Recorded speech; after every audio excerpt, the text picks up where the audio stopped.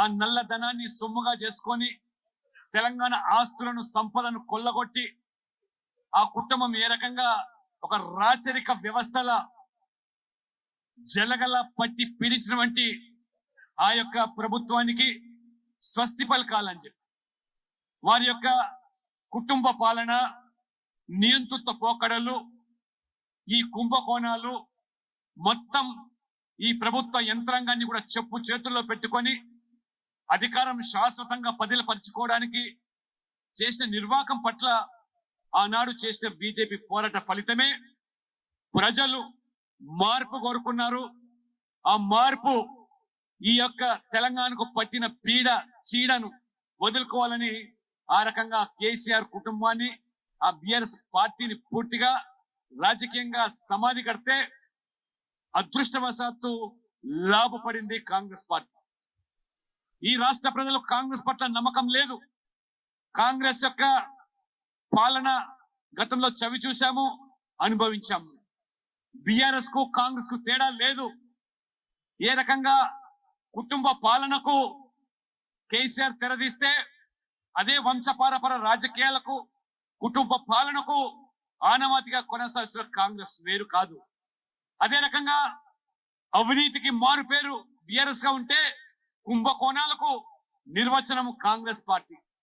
సంతుష్టికర రాజకీయాలు, minority vote రాజకీయాలకు మరి ఆ రోజు మరి బిఆర్ఎస్ పాల్పడితే మరి కాంగ్రెస్ అతీతం కాదు. అందుకని ఈ రెండు పార్టీల డిఎన్ఏ వేరు కాదు, ఈ రెండు పార్టీల విధానాలు ఒకటే అయినప్పటికీ కూడా ఆ రోజు కాంగ్రెస్ యొక్క తప్పుడు ప్రచారం వల్ల, వారి యొక్క విష ప్రచారం, దుష్ప్రచారం వల్ల ఒక నేరేటివ్ ఏదైతే వారు క్రియేట్ చేసి బిఆర్ఎస్ లేదా బీజేపీ ఒకటైనటువంటి అంశాన్ని తెర మీదకి తీసుకురావడము, ఆనాడు కవిత అరెస్టు పూర్వము రండి సుధాకర్ రెడ్డి కవిత అరెస్టు మరి ఆనాడు జరగకపోతే దాన్ని బీజేపీ మీద ఆపాదించడం, అంతేకాకుండా ఆ రకంగా మరి కాంగ్రెస్ పార్టీ ఎన్నికల్లో లాభపడింది, అధికారులకు వచ్చింది. దానికి తోడు కాంగ్రెస్ పార్టీ ఎన్నికల ముందు ఇచ్చిన హామీలు, ఈ రాష్ట్ర ప్రజలు 6 గ్యారంటీలు, ఉచితాలు మొత్తం కూడా అడిగిన వాళ్ళకి అన్ని ఉచితంగా ఇస్తామని ఏ రకంగా ప్రజలను నమ్మబలికారో అధికారులకు వచ్చి రేవంత్ రెడ్డి గారు ముఖ్యమంత్రిగా బాధ్యతలు చేపట్టి 6 మాసాలుగా వస్తుంది.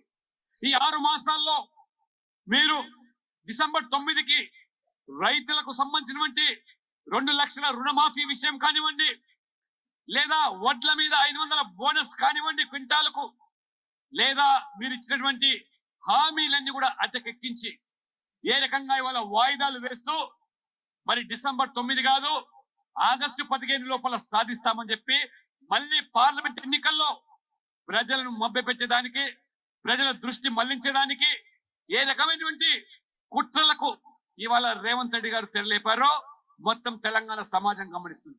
పార్లమెంట్ ఎన్నికల్లో కాంగ్రెస్ పార్టీని గెలిపించి ఆ రకంగా కేంద్రంలో మరి రాహుల్ గాంధీ ప్రధానమంత్రి అయితే ఇవన్నీ కూడా అమలుకు దోహదపడుతుందని చెప్పి మోకాళ్ళకు బోడిగండుకు లెక్క పెట్టి ఏ రకమైనటువంటి మభ్యపెట్టేటువంటి దానికి తెరలేపారో రేవంత్ రెడ్డి గారు ఈ పార్లమెంట్ ఎన్నికల్లో ప్రజలు నిజ స్వరూపాన్ని గమనించి ఈ టిఆర్ఎస్ పంతాలోనే కాంగ్రెస్ ఇవాళ నడుచుకుంటూ పోతూ ఉన్నదని, ఇవాళ రైతులకు చేసిన మోసము దగానే కాదు, యువకులకు, నిరుద్యోగ భృతి విషయంలో కానివ్వండి, లేదా మహిళలకు మీరు ఏ రకంగా 2500 రూపాయలు లేదా వృద్ధులకు 4000 పెన్షన్ అన్ని అటకెక్కించి కేవలం ఓట్ల కోసం ఆడిన నాటకాన్ని గమనించే ఈ యొక్క పార్లమెంట్ ఎన్నికల్లో చాలా స్పష్టంగా ప్రజలు తెలంగాణలో భారతీయ జనతా పార్టీ మాత్రమే, నరేంద్ర మోడీ గారి మాత్రమే ఇచ్చిన మాట నిలబెట్టుకునేటువంటి పార్టీ అని,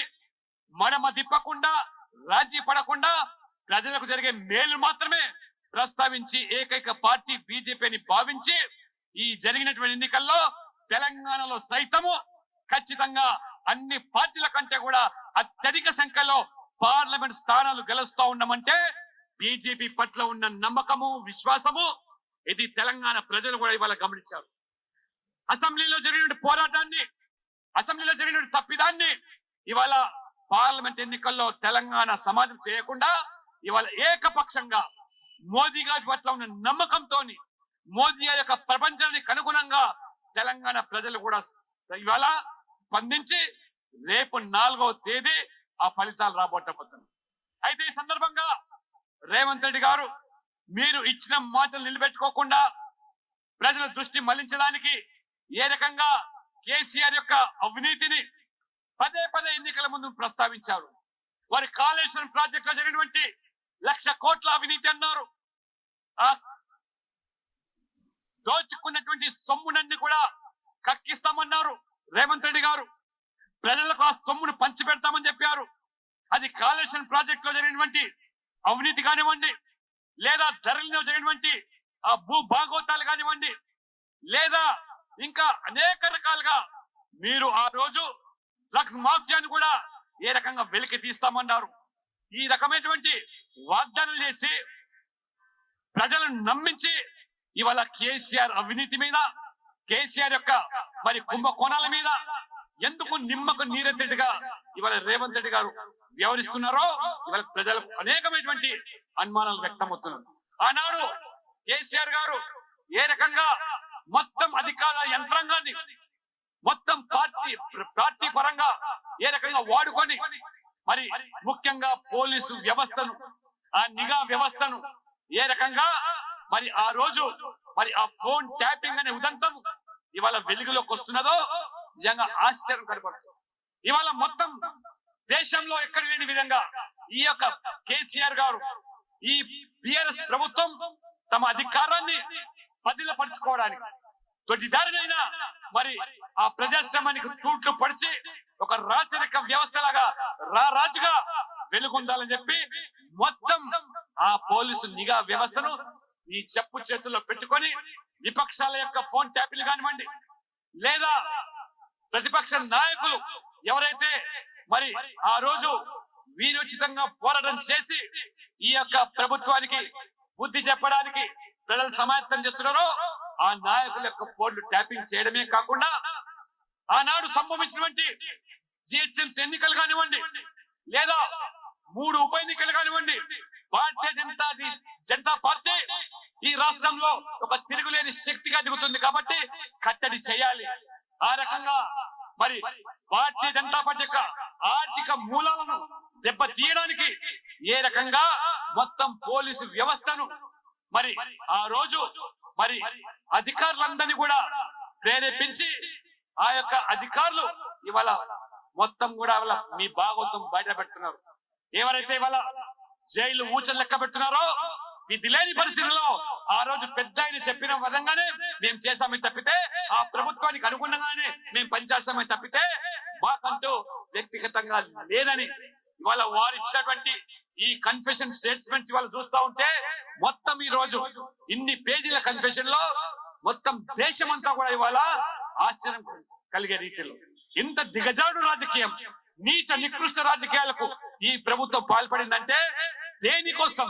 ఇవాళ అక్రమంగా సంపాదించిన సొమ్మును ఏ రకంగా దాచుకోవడానికి, లేదా మీ యొక్క వారసత్వంలో భాగంగా మళ్ళీ కొడుకును ముఖ్యమంత్రి చేయడానికి ఏ రకంగా వివరించారో ఆ 3 ఉప ఎన్నికల్లో కూడా బీజేపీ యొక్క ఆర్థిక మూలను దెబ్బతీయడానికి ఈ ఫోన్ ట్యాపింగ్ ద్వారా ఏ రకంగా దెబ్బ కొట్టారో అదే రకంగా పూర్తిగా ఈ యొక్క వ్యవస్థను కూడా మొత్తం ఈ యొక్క పోలీస్ యంత్రాంగాన్ని నిఘా వ్యవస్థను మేము అధికార పార్టీ టిఆర్ఎస్ పార్టీ యొక్క మరి ఆర్థికపరమైన వనరులను ఓటర్లను కొనుగోలు చేసేదానికి అవసరమైన డబ్బును సాక్షాత్తు పోలీస్ వ్యవస్థనే బాహాటంగా వారి యొక్క అనుచరులకు, వారి యొక్క అనునాయులకు ఏ రకంగా చేర్చామో ఈ కన్ఫెషన్ స్టేట్మెంట్ లో ఈ పోలీసు అధికారులు మరి వ్యక్తపరిచారంటే ఇంకా అతి ముఖ్యమైనటువంటి ఆ పోలీసు ఆ యొక్క అధికారి ఇంకా అమెరికాలో ఏ రకంగా దాచుకున్నాడో మిగతా వాళ్ళంతా కూడా ఇవాళ ఆ కన్ఫెషన్ స్టేట్మెంట్ ఆ వాగ్మూలంలో, నేర నిర్ధారణ యొక్క వాగ్మూలంలో అన్ని విషయాలు ఇవాళ తేటతెల్లం చేశారు, బట్టబయలు చేశారు, మీ యొక్క భాగవతం బయట పెట్టారు. అయినా ఇవాళ ఎందుకు ఇవాళ రేవంత్ రెడ్డి గారు ఇవాళ నిమ్మకు నీరెత్తిగా వివరిస్తున్నారో తెలంగాణ సమాజం ఇవాళ నీ ద్వారా సమాధానం కోరుతా ఉన్నది. ఇవాళ స్పష్టం చేయాల్సిన బాధ్యత ఇవాళ ముఖ్యమంత్రి రేవంత్ రెడ్డి గారి మీద ఉన్నది. ఎందుకంటే శాంతి భద్రతకు దోహదపడేటువంటి, దేశ రక్షణ కోసం ఉపయోగించినటువంటి ఈ నిఘా వ్యవస్థ సొంత ప్రయోజనాల కోసం ఈ రకంగా ప్రతిపక్ష నాయకుల మీద లేదా తమ స్వార్థ రాజకీయాల కోసం ఏ రకంగా ఇవాళ ఈ ఫోన్ ట్యాపింగ్ ను రాష్ట్రం మొత్తం కూడా అనేక కేంద్రాల్లో దాదాపు 50 మంది అధికారులను పూర్తిగా విదేశాల నుంచి ఈ టెలిగ్రాఫ్ యాక్ట్ కు భిన్నంగా కేంద్ర ప్రభుత్వం యొక్క అనుమతులు లేకుండా, కేంద్ర హోంశాఖ యొక్క మరి అనుమతులు లేకుండా ఏ రకంగా విదేశాల నుంచి కూడా ఆ యొక్క టెక్నాలజీని, ఎక్విప్మెంట్స్ తీసుకొచ్చి బాహటంగా వాడుకున్నారో మొత్తం ఈ రోజు ఆ యొక్క అధికారుల యొక్క వాంగ్మూలం ద్వారా ఇవాళ బట్టబలవుతున్నది. అంతుబట్టనటువంటి అనేకమైనటువంటి విషయాలు బయటికి వస్తున్నాయంటే దీనిని ఆసరగా తీసుకొని సందొట్లో సడమియే మాదిరిగా ఈ పెద్ద ఆయన చెప్పింది ఒకటైతే ఈ అధికారులు ఏ రకంగా 10 రకాలైనటువంటి మరి మీరు కార్యక్రమాలు చేపట్టారు. వ్యాపారుల మీద, పారిశ్రామికవేత్తల మీద, లేదా ఏ రకంగా ఈ సమాజంలో ఇతర రాజకీయ పార్టీలకు ఆర్థిక సాయం చేసే వాళ్ళ మీద ఆ రకంగా వాళ్ళకు బెదిరింపులకు పాల్పడి బ్లాక్ మెయిలింగ్ చేసి ఆ టిఆర్ఎస్ పార్టీకి రాజకీయ పరంగా ఎలక్టోరల్ బాండ్స్ కూడా సమకూర్చిన ఉదంతాన్ని ఈ యొక్క వాంగ్మూలంలో విషయాలు బయటకు వస్తున్నాయంటే ఎంత నికృష్టమైనటువంటి దిగజారు చర్యలకు ఆనాటి ప్రభుత్వం పాల్పడిందో తెలంగాణ సమాజం ఒక్కసారి ఆలోచన చేయాలి. ఈ రకమైనటువంటి మరి పాలన ఈ 75 సంవత్సరాల మరి ఈ యొక్క భారతదేశ స్వతంత్రంలో ఏ ప్రభుత్వం కూడా, ఏ పార్టీ కూడా పాల్పడలేదంటే ఈ రకమైనటువంటి మరి ఈ యొక్క దేశ భద్రతకు ముప్పు వాటిల్లే విధంగా ఏ రకమైనటువంటి ఆ యొక్క సమాచారాన్ని సేకరించారో, ఈ యొక్క మరి సమాచారం అంతగా అందులో మరి పొందుపరిచి ఉన్నారో, చివరికి ప్రభుత్వం మారేసరికి లేదా ఆ పగ్గాలు కేసీఆర్ టిఆర్ఎస్ నుంచి మరి మార్చేసరికి వెంటనే అధికారులందరూ కూడా అప్రమత్తమై వెంటనే ఆ రోజే రాజీనామాలు చేసి ఈ యొక్క ఎక్విప్మెంట్స్ అంతా కూడా ధ్వంసం చేసి ఏ రకంగా పూర్తిగా ఆ సమాచారాన్ని దక్కకుండా అందకుండా ఎన్ని రకాలైన కుట్రలు పన్నారు. మొత్తం ఆ యొక్క ఎక్విప్మెంట్ లో మొత్తం ఆ సమాచారాన్ని కూడా ధ్వంసం చేసి ఏ రకంగా మూసి కాలంలో పడేసామని చెప్పే రీతిలో ఉంటే ఇవాళ మీ యొక్క మరి ఈ చర్యలకు మరి స్వస్తి పలకడానికి, తప్పించుకోవడానికి నిజంగా నిక్షిప్తమైనటువంటి దేశ భద్రతకు సంబంధించిన సమాచారం కానివ్వండి, ముఖ్యంగా ఈ తెలంగాణ రాష్ట్రం ఏదైతే శాంతి భద్రతలు లేదా ఉగ్రవాద దాడులు దేశంలో ఎక్కడ జరిగినా ఆ మూలాలు హైదరాబాద్ లో తేలుతా ఉంటే, లేదా మరోవైపు వామపక్ష తీవ్రవాదం కానివ్వండి, జియాది ఉగ్రవాదం సంబంధించిన పూర్తి సమాచారం కూడా అందులో నిలిప్తమై ఉంటే దాన్ని సైతం కూడా మీరు ధ్వంసం చేశారంటే ఎటువంటి దేశ ద్రోహ కార్యకలాపాలకు పాల్పడ్డారో, జాతి వ్యతిరేక శక్తులుగా ఈ పాలకులుగా ఉన్నటువంటి వాళ్ళు మీ ద్వారా చేయించారంటే వీరికి దేశం పట్ల గాని లేదా ఈ సమాజం పట్ల గాని వారికి ఎంత చిత్తశుద్ధి ఉన్నది. ఈ దేశం ఏమైనా పర్వాలేదు, ఈ దేశం ఉగ్రవాదులు కానీ లేదా ఉగ్రవాద దాడులు కానీ పూర్తిగా మరి బలైనా పర్వాలేదు, కానీ మేము మా కుటుంబము మా పార్టీ శాశ్వతంగా ఈ రాజ్యాన్ని ఏలాలనేటువంటి ఏదైతే మీరు కుట్రలు పన్నారో ఆ కుట్రలకు పౌలుగా మారినారో ఈ యొక్క మరి పాత్రదారులు వారి వాళ్ళ విషయాలు బయటకు వచ్చాయి, వారి వాంగ్మూలం బయటకు వచ్చాయి. కానీ ఇవాళ 6 మాసాలైంది. రేవంత్ రెడ్డి గారు నిన్ను మేము సూటిగా ప్రశ్నిస్తున్నాం, పదే అనేక సందర్భాలు చెప్పావు. ఈ ఫోన్ ట్యాపింగ్ ఉదంతం వల్లనే నేను సైతం కూడా జైలుకి వెళ్లే పరిస్థితి వచ్చిందని చెప్పి నేను కూడా బాధితులని చెప్పిన నేను ఈ యొక్క మరి ఈ టిఆర్ఎస్ పార్టీ ప్రజా వ్యతిరేక చర్యలను వారి యొక్క అవినీతిని రాజీ పడని చెప్పిన నీవు ఎందుకు ఇవాళ నిమ్మకు నీరెత్తుగా వ్యవహరిస్తున్నావు? ఎందుకు ఇవాళ మీ నోరు పెదకటం లేదు? ఎందుకు ఇవాళ ఆ యొక్క వాంగ్మూలం ద్వారా సేకరించిన సమాచారం ఆధారంగా ఆ యొక్క మరి సూత్రధారులను ఎందుకు వాళ్ళ మీద చర్యలు తీసుకోవటం లేదు? ఇవాళ కేసీఆర్ అయినా హరీష్ రావు అయినా బాహాటంగా ఆ వాంగ్మూలంలో ఆ పేర్లు కూడా ప్రస్తావించారు ఆ అధికారులు. ఎందుకు ఇవాళ నువ్వు మీన మేషాలు లెక్క పెడుతున్నాయి? ఎవరి ఒత్తిడిల కోసం నువ్వు లొంగిపోతున్నావు?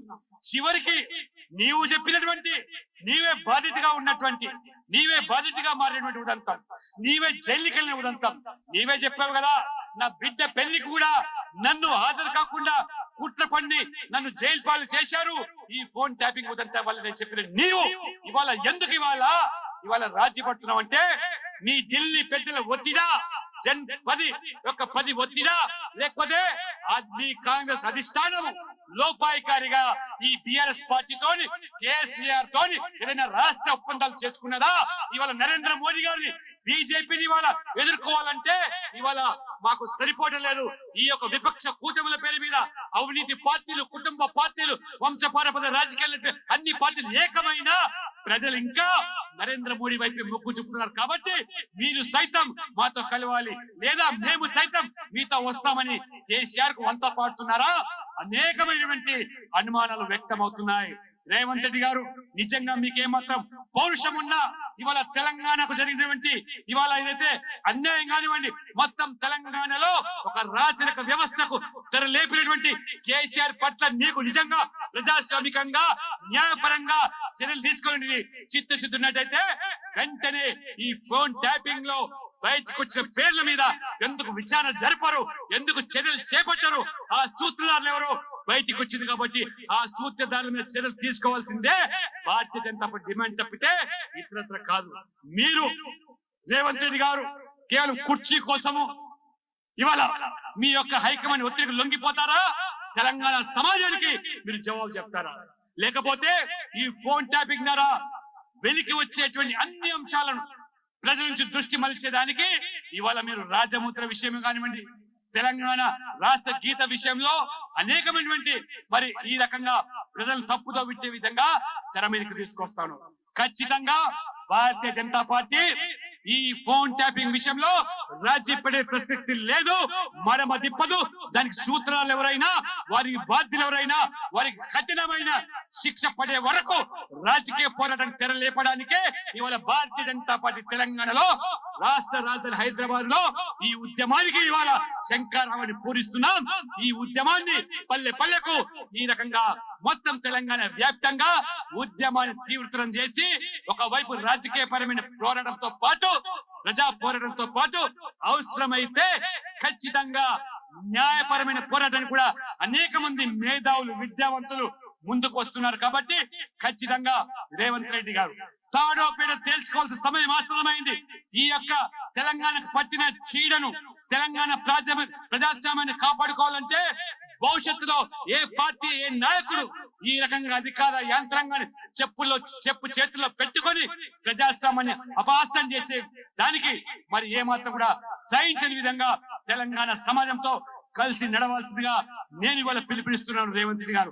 లేనట్లయితే తప్పకుండా మీరు సైతం కూడా, మీ పార్టీ సైతం కూడా రాజకీయ మూల్యం చెల్లించుకునే రోజులు వస్తుందని చెప్పి కూడా నేను హెచ్చరిస్తా ఉన్నాను. 5 సంవత్సరాలు ఈ రకంగా వాయిదాల పేరు మీద ప్రజలకు ఇచ్చిన హామీలను, వాగ్దానాలను ఆ రకంగా విస్మరించి ఈ రకమైనటువంటి మరి కుట్రపూరితమైనటువంటి రాజకీయాలు నడుపుతామంటే భారతీయ జనతా పార్టీ భవిష్యత్తులో ఈ తెలంగాణలో ఒక ప్రత్యామ్నాయ రాజకీయ శక్తిగా ఎదిగబోతున్నాం. ఖచ్చితంగా భవిష్యత్తులో ఈ రాష్ట్రాన్ని పాలించే శక్తిగా ఇవాళ బీజేపీ ఎదిగింది. కాబట్టి బీజేపీలో ప్రజలు, ఇవాళ తెలంగాణ ప్రజలు బీజేపీ వైపు ఒక నమ్మకంతో, విశ్వాసంతో మా వైపు చూస్తున్నారు. కాబట్టి ఖచ్చితంగా ఈ రోజు మేము గతంలో కూడా గవర్నర్ గారికి విన్నపించాం, సిబిఐ ఎంక్వైరీ జరగాల్సిందే.